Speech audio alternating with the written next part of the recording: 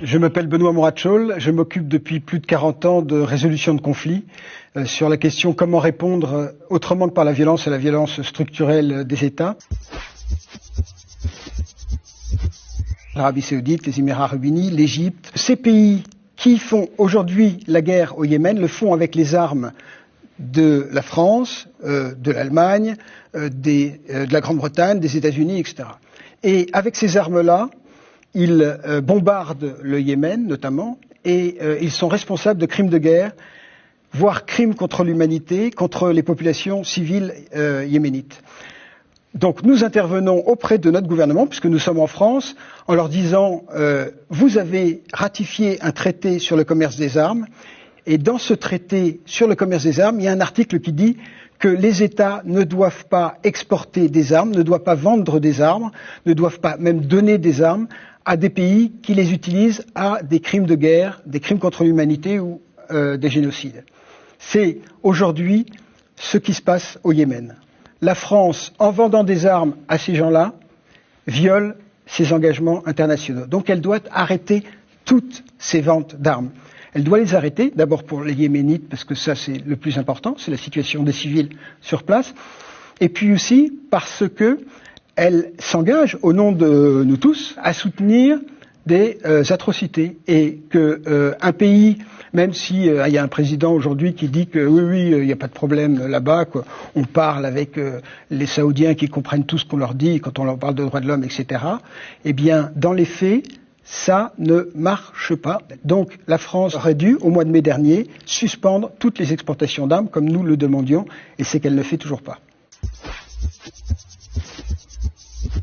La France viole ses engagements internationaux, l'article 6, paragraphe 2 et 3 du traité sur le commerce des armes, et aujourd'hui on est arrivé dans un état des choses où il y a une verticalité dans le gouvernement ça fait pas très longtemps, mais disons que ça fait plus de 20 ans que je travaille dans ce domaine-là, et je n'ai jamais vu ça.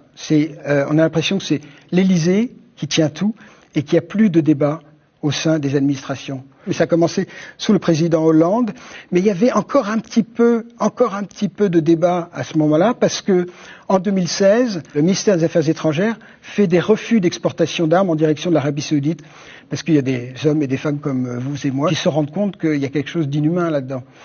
Eh bien, quand il y a un refus d'exportation par un ministère, il y a des ministères qui se réunissent aussi au sein de la CIEM, c'est la Commission interministérielle d'études des exportations de matériel de guerre, eh bien, du coup, on va voir le Premier ministre et on dit, écoutez, le ministère de la Défense et le ministère des Affaires étrangères sont pas d'accord entre eux sur ces exportations de matériel.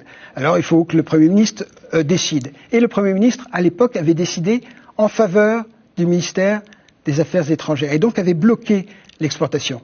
Et c'est à ce moment-là que M. Hollande, alors président de la République, est intervenu. Bien sûr, quand on lui demande, il n'est jamais intervenu, il n'a jamais rien fait, mais il est intervenu pour dire, eh bien, même s'il y a eu un refus, je souhaite que ces armes soient vendues à l'Arabie Saoudite. Et ces armes, c'était des munitions en plus de canons, de canons César et de chars AMX qui sont utilisés par les Émirats Arabes Unis au Yémen. Eh bien, ces munitions ont sans doute participé à ces crimes de guerre et à ces graves violations du droit international humanitaire. Ces armes-là, elles sont aussi récupérées par des milices et par Al-Qaïda en péninsule arabique, ceux-là même qui ont commandé l'attentat de Charlie Hebdo. Et donc, c'est ce qu'on appelle la diversion des armes. Elles sont vendues à un État et puis tout d'un coup elles disparaissent des mains de cet État. Elles arrivent dans des groupes qui utilisent les actes de terrorisme comme moyen d'action. Et là c'est le cas. Il y a même un reportage du New York Times, on ne peut pas dire que le New York Times soit un amas de gauchistes, qui montre comment les armes des États-Unis notamment se retrouvent dans les mains de ces groupes qui utilisent les actes de terrorisme comme moyen d'action. Donc là, il y a quelque chose pour notre société qui nous concerne directement.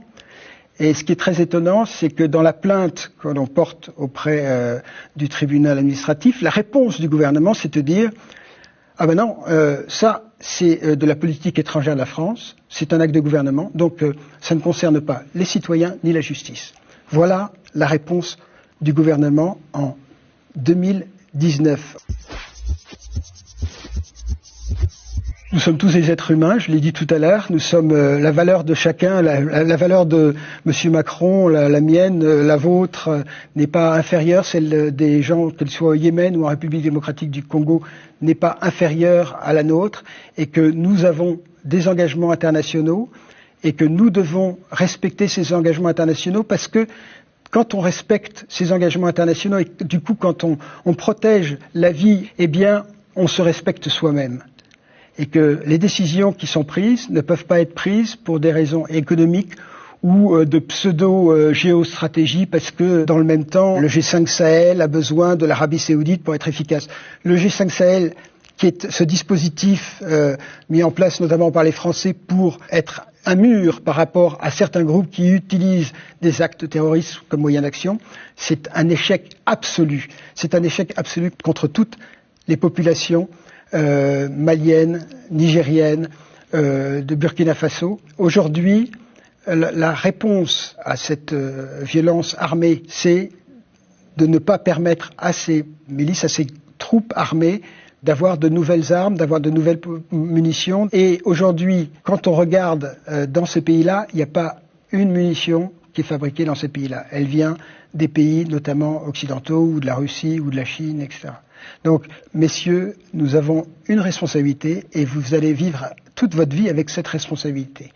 Mais en plus de ça, vous prenez des décisions qui nous concernent, nous, citoyens, et vous devez nous interroger, nous, citoyens, et ouvrir un débat pour savoir si oui ou non nous soutenons ces crimes de guerre et ces crimes contre l'humanité au Yémen. Pas directement bien sûr, mais ces ventes d'armes aux pays qui sont responsables de ces crimes de guerre et crimes contre l'humanité.